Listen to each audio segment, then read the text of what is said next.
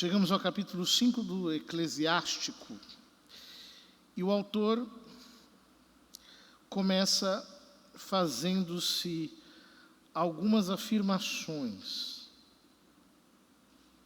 Não confies nas tuas riquezas e não digas, basta-me viver. Não deixes que tua força te leve a seguir as paixões do coração. Não digas, quem terá poder sobre mim ou quem me fará prestar contas das minhas ações? Pois o Senhor com certeza te castigará. Essas três primeiras afirmações são três concepções de vida que o homem pode ter para si. Esses dias houve uma polêmica entre um artista evangélico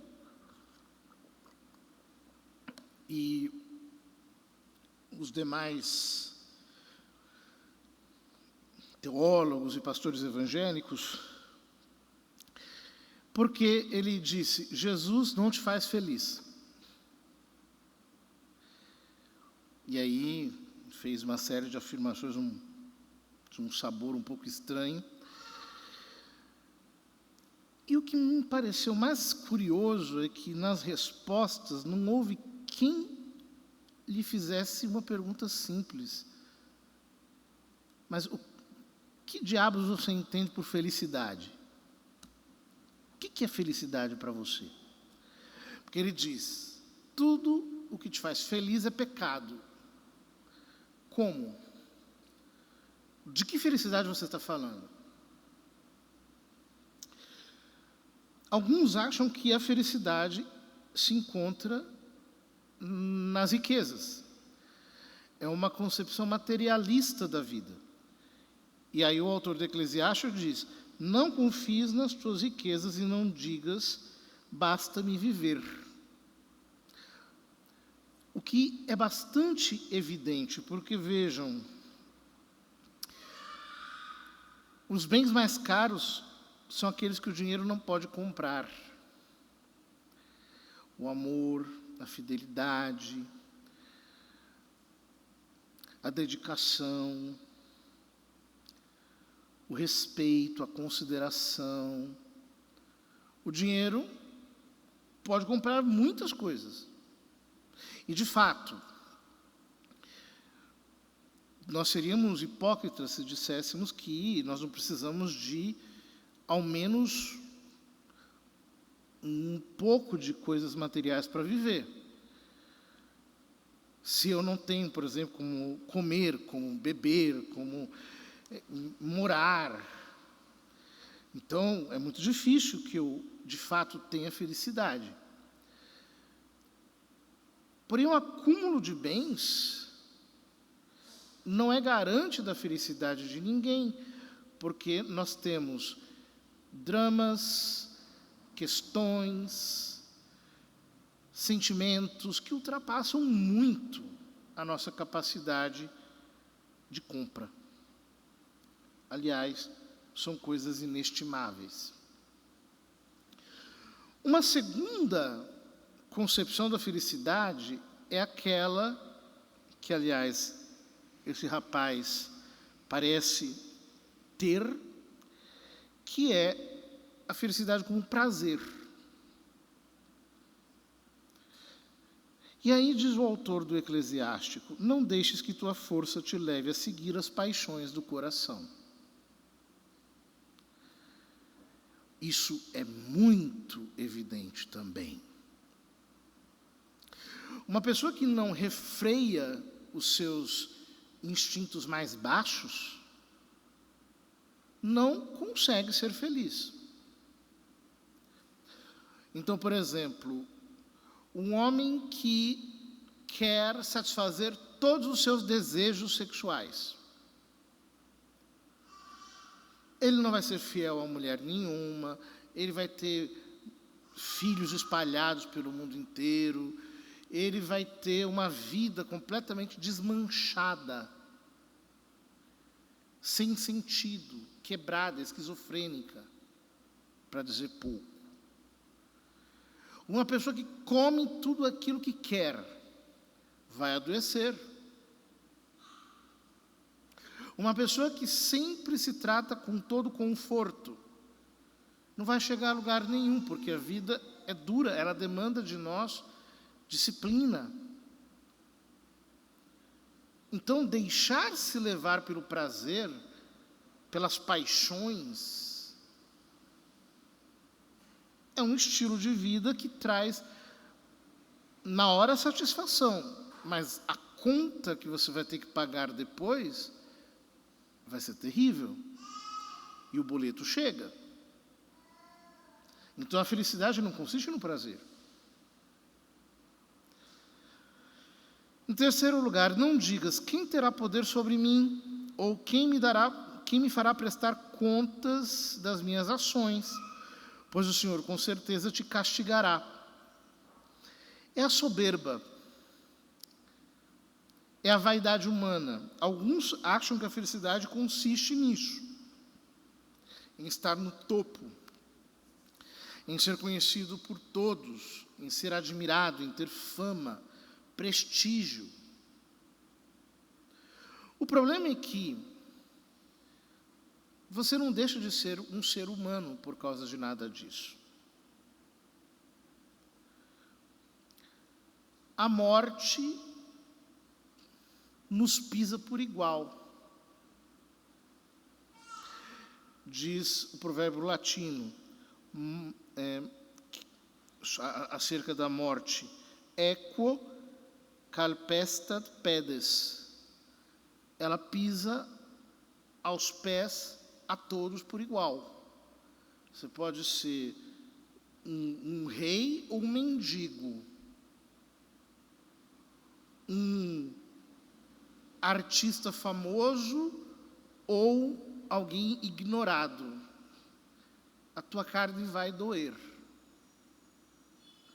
Ninguém está por cima da carne seca. Isso é uma ilusão. A felicidade não consiste em nada disso. Então, em que consiste a felicidade? Para o livro do Eclesiástico, a felicidade consiste na sabedoria, numa vida sábia. Uma vida que se regula por um princípio alto, por um princípio inteligente, arquitetônico. É uma vida de quem, de fato, tem uma biografia sólida, bem construída, com começo, meio e fim, que sabe onde quer chegar, que sabe como quer morrer, como quer ser lembrado. De quem, por exemplo, quer, na hora da morte, ser rodeado pela sua família, pelos seus filhos, pelos seus pais, pelos seus sobrinhos, pelo seu cônjuge. E não abandonado num lugar a sós, porque nessas horas os ditos amigos dão as costas.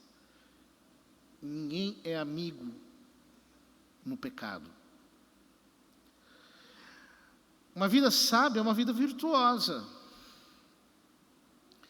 É uma vida de sobriedade, é uma vida de equilíbrio, é uma vida de moderação. É uma vida em que eu não quero ser um louco que vai vivendo de impulsos. É por isso que o autor do Eclesiástico continua dizendo: não digas, pequei, e que de mal me aconteceu? Pois o Altíssimo é paciente. Isso é muito, muito sério. Porque, por exemplo, quando uma pessoa se converte, ela consegue se manter fora do pecado por um tempo. Aí, a fraqueza humana irremediavelmente vai puxá-lo, e quando o homem cai, e não acontece nada depois, ele pensa, bom, então está tudo bem. Mas o Altíssimo é paciente. Deus age no fim. Não percas o temor por causa do perdão, cometendo pecado sobre pecado. Essa é uma insensatez. Por exemplo, de quem diz, não, Deus sempre perdoa, então eu vou lá, peco, me chafurdo na lama. Por quê? Porque o pecado me destrói. O pecado me desfigura. Então, quem mente é mentiroso, quem rouba é ladrão, quem trai o seu cônjuge é adúltero. Você se embrutece. Algumas pessoas pensam assim, já que eu pequei, então agora eu vou até o fim. Como se fosse a mesma coisa, um pecado leve e um pecado grave, ou um pecado iniciado e um pecado consumado. Não é a mesma coisa. Os protestantes às vezes dizem que não tem pecadinho e pecado não, pecado não tem tamanho. Este é o caminho de uma pessoa se tornar louca, porque ela perde o senso das proporções. Quer dizer, que é a mesma coisa você dizer uma mentira e matar uma pessoa? Não. Existem pecados que são leves, existem pecados que são graves.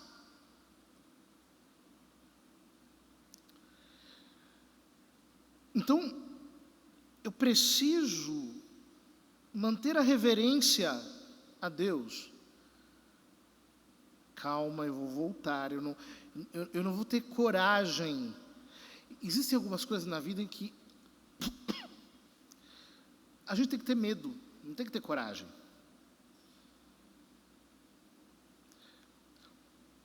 As pessoas hoje em dia são meio imbecis, então elas se expõem, por exemplo, na internet, elas caem em armadilhas das mais bobas, vão aí atrás de coisas perigosas, se expõem à possibilidade, por exemplo, de contrair doenças, achando que não vai acontecer nada. O carnaval está aí, chegando.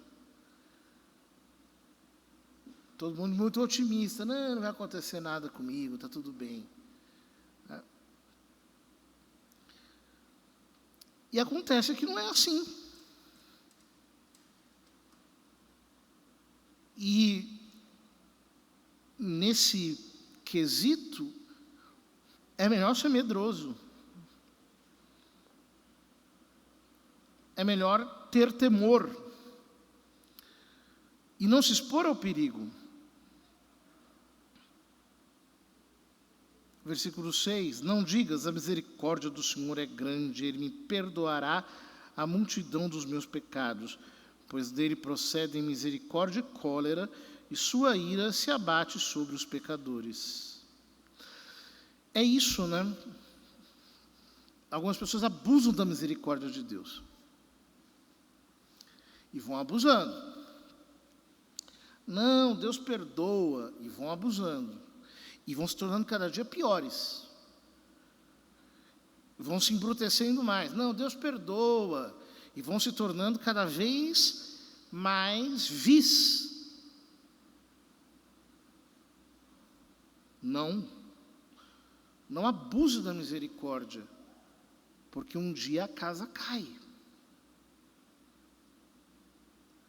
Quando você menos esperar, Deus pede contas da tua alma.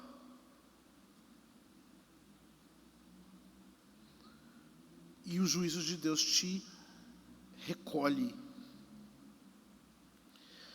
Versículo 8, não demores em voltar para o Senhor, e não adies de um dia para outro, pois a sua cólera vem de repente, e no dia do castigo serás aniquilado. É o que eu digo para as pessoas que se desviaram. Não demora para voltar, não. Está brincando aí fora? Muito bem. Volta enquanto é tempo. Porque chega uma hora em que o coração se endurece. Você cria 1001 argumentações para se enrijecer no mal. E isso vai se tornando para você um caminho sem volta. Não brinque com a misericórdia de Deus. Às vezes o homem enche a boca de soberba e com a sua arrogância diz: ah, mas por que isso é assim? Por que Deus me trata assim ou trata os outros assim? Eu não acredito nisso. Ignora os mandamentos ao invés de meditar sobre eles. Tudo aquilo que Deus nos manda é bom, mas nós precisamos meditar para entender por que é bom.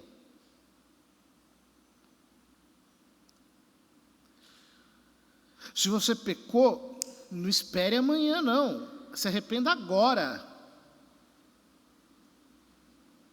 Se confesse o quanto antes. Ah, sexta-feira eu me confesso. E você sabe se você vai chegar até sexta-feira?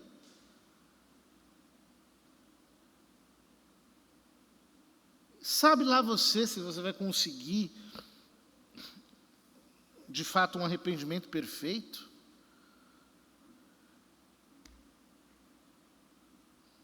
Nós temos que ter essa reverência para com Deus. Ou seja, uma vida feliz é uma vida na qual eu aprendo a buscar os bens verdadeiros e a não me refugiar nas miragens dos bens aparentes.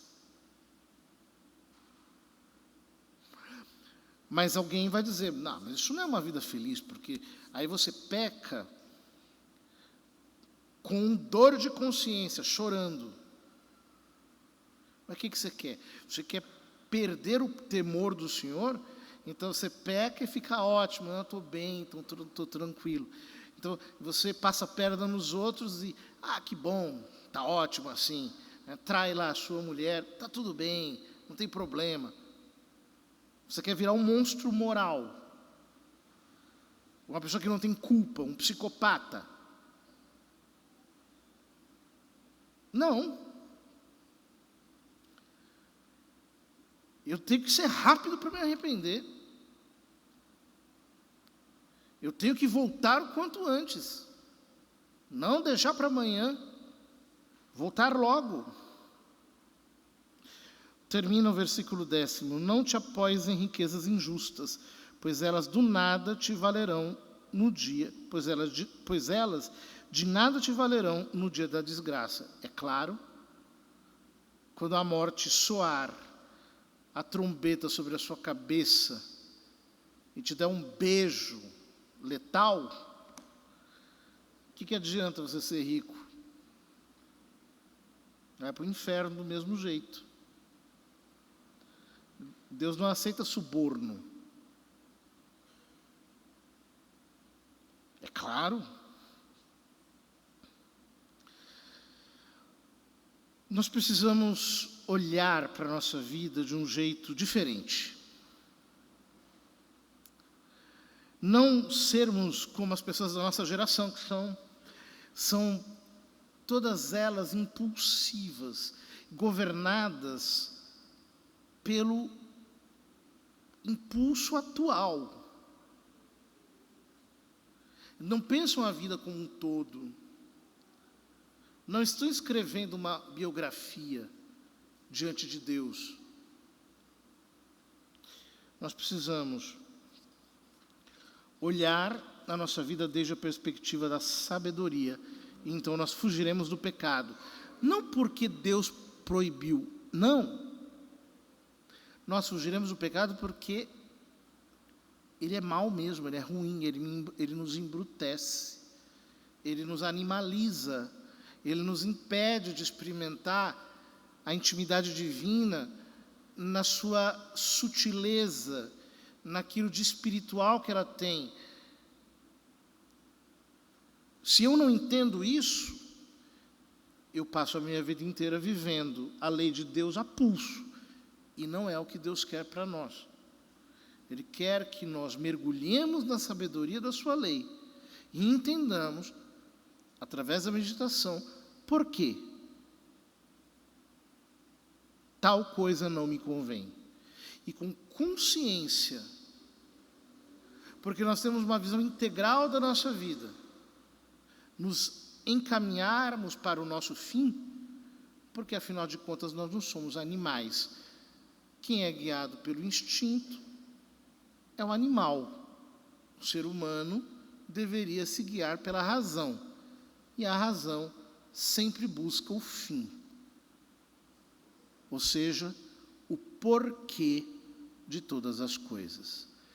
Que Deus nos leve a um caminho de sensatez, de mergulho na sua sabedoria. Nada é à toa. Se Deus nos manda ou nos proíbe, há uma razão profunda por detrás daquilo. Que nós sejamos conscientes disso e então nos encaminharemos para uma vida sábia que tem lá os seus sacrifícios, as suas autonegações, as suas privações, como é inevitável que nesse mundo não haja, mas que é o único tipo de vida que vale a pena ser vivido.